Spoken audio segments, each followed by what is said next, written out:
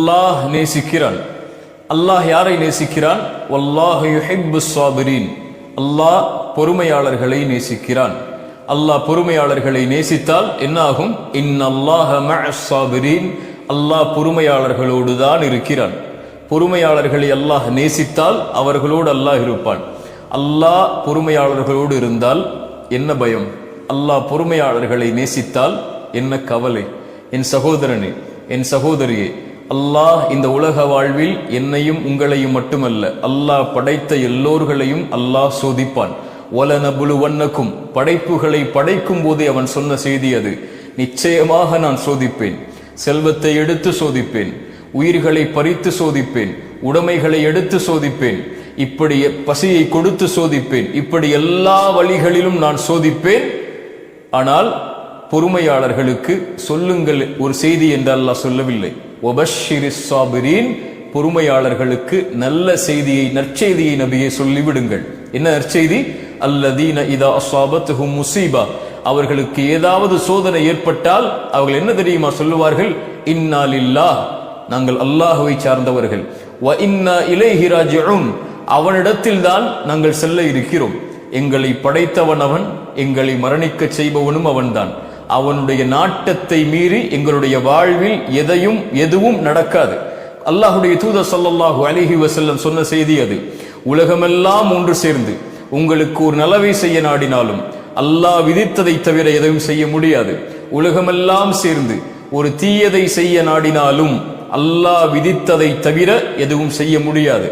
புத்தகம் மூடப்பட்டு விட்டது, பேனாக்கள் உயர்த்தப்பட்டு விட்டது. அல்லாஹ் விதித்ததுதான் எங்களுடைய வாழ்வில் நடக்கும். இந்த சோதனையை கொடுத்தவன் அவன்தான் இதை நீக்குவான் என்ற பொறுமையை கடைபிடிப்பார்கள். அந்த பொறுமையை கடைபிடிப்பவர்களோடு அல்லாஹ் இருக்கிறான். அல்லாஹுடைய தூதர் சொன்னார்கள், ஒரு இறை நம்பிக்கை கொண்டவனுடைய செயல் என்னை ஆச்சரியப்படுத்துகிறது. அவன் எதை செய்தாலும் நலவாகவே அமைகிறது. ஏதாவது நலவை அல்லாஹ் அவனுடைய வாழ்வில் கொடுத்தால் என்ன சொல்லுவான் அவன்? அல்ஹம்துலில்லாஹ், அல்லாஹ்வுக்கே எல்லா புகழும் என்று அல்லாஹுவை சார்வான். ஏன்? கொடுத்தவன் அவன். ஏதாவது சோதனையை அல்லாஹ் கொடுத்தால், சிரமத்தை கொடுத்தால், கொடுத்ததை அல்லாஹ் எடுத்து விட்டால், ஒரு உறவை கொடுத்து அல்லாஹ் எடுத்தால், ஒரு செல்வத்தை கொடுத்து அல்லாஹ் எடுத்தால், ஒரு சுகத்தை கொடுத்து அல்லாஹ் எடுத்தால், ஒரு வாழ்வை கொடுத்து அல்லாஹ் எடுத்தால், ஒரு கண்ணியத்தை கொடுத்து அல்லாஹ் எடுத்தால் அவன் பொறுமையோடு இருப்பான். அதுவும் அவனுக்கு நலவாகவே அமைகிறது என்று அல்லாஹுடைய தூதர் ஸல்லல்லாஹு அலைஹி வஸல்லம் சொன்னார்கள். சோதிக்கப்படுவான், சிரமப்படுத்தப்படுவான், ஒரு முடிவை அவன் எடுப்பான், அது நடக்காது. ஏதோ ஒரு முடிவு நடக்கும். அது யாருடைய முடிவு? அல்லாஹுடைய முடிவு. ஒரு மனிதன் முடிவெடுக்கிறான், அந்த மனிதனை படைத்த அல்லாஹ் ஒரு முடிவை எடுக்கிறான். எது சிறந்தது என் சகோதரனே? எது சிறந்தது என் சகோதரியே? வஅஸா அன் தக்ரஹு ஷைஅன் வஹுவ கைருல் லக்கும் வஅஸா அன் துஹிப்பு ஷைஅன் வஹுவ ஷர்ருல் லக்கும்.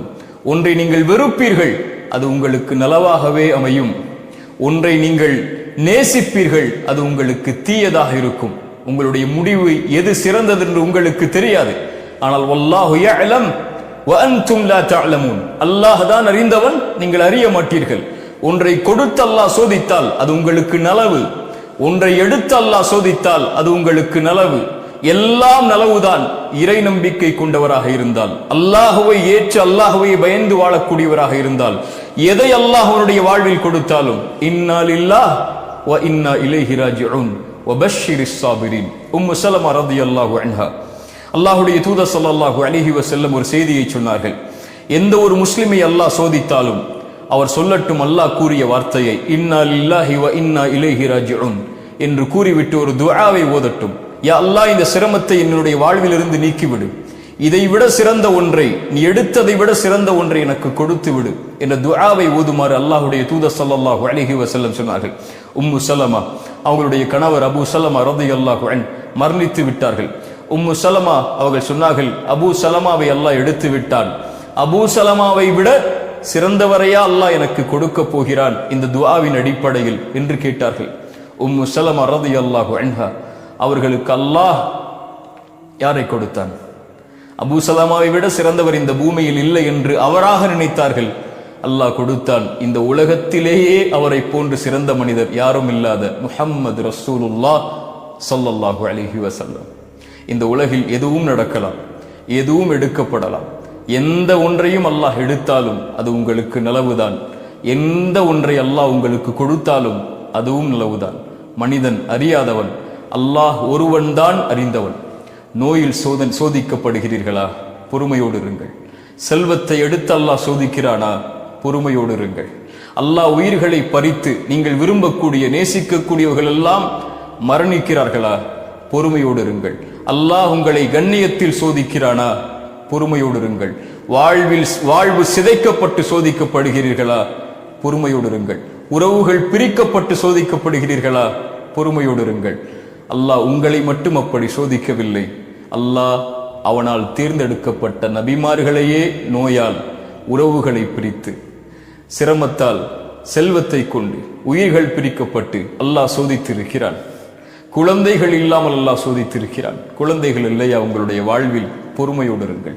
வபஷ்ஷிரிஸ் சாபிரீன், பொறுமையை கடைபிடியுங்கள். இப்படி எந்த வழியில் மரணம் வரை உங்களை அல்லாஹ் சோதித்தாலும் பொறுமையை கடைபிடித்தால் வபஷ்ஷிரிஸ் சாபிரீன், அந்த பொறுமையாளர்களுக்கு நற்செய்தி சொல்லுங்கள். என்ன நற்செய்தி?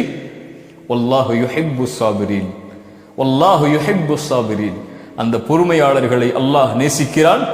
அல்லாஹ் உங்களை நேசித்தால் இன்னல்லாஹ மஅஸ் சாபிரீன், அல்லாஹ் உங்களோடு தான் இருக்கிறான். அஸ்ஸலாமு அலைக்கும் வரஹ்மத்துல்லாஹி வபரகாத்துஹு.